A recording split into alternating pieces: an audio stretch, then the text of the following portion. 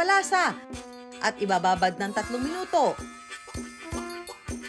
Igigisa ang bawang at isusunod na ang ibinabad na apan. Ito, paborito naming ulam kapag walang ulam. Malalaman na luto na ang apan kapag reddish-brown na ang kulay nito. At makalipas nga ang ilang minuto, ready ng pagsaluhan ang adobong apan. Ito na ang adobong apan.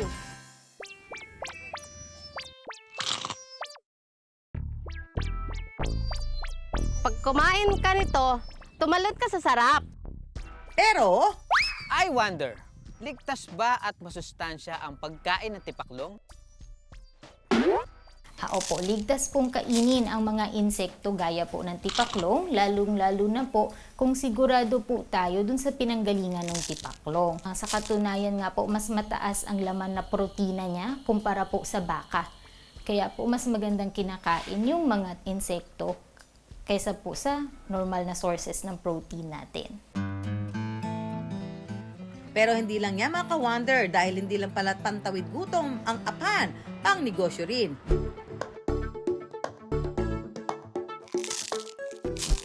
Si Marilyn at ang kanyang pamilya halos magsasampung taon nang nagtitinda ng crispy apan. Ito na ang kanilang pangunahing pinagkakakitaan na siyang bumubuhay sa kanilang pamilya.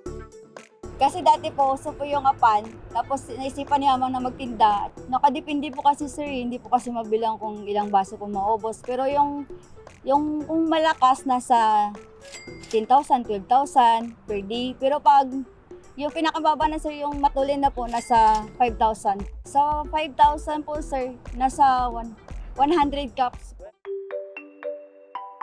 Sa halagang ng 50 pesos, makakakuha ka na ng isang buong cup o halos 10 hanggang 20 piraso ng crispy apan.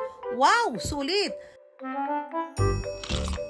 Manamis-namis tsaka masarap. Tsaka pwede siya pang pulutan. Ang apan hindi lang simpleng pagkain, parte na raw ito ng kultura ng mga taga South Cotabato. Yes, pwede na natin yung consider na isa yun sa mga heritage food nila.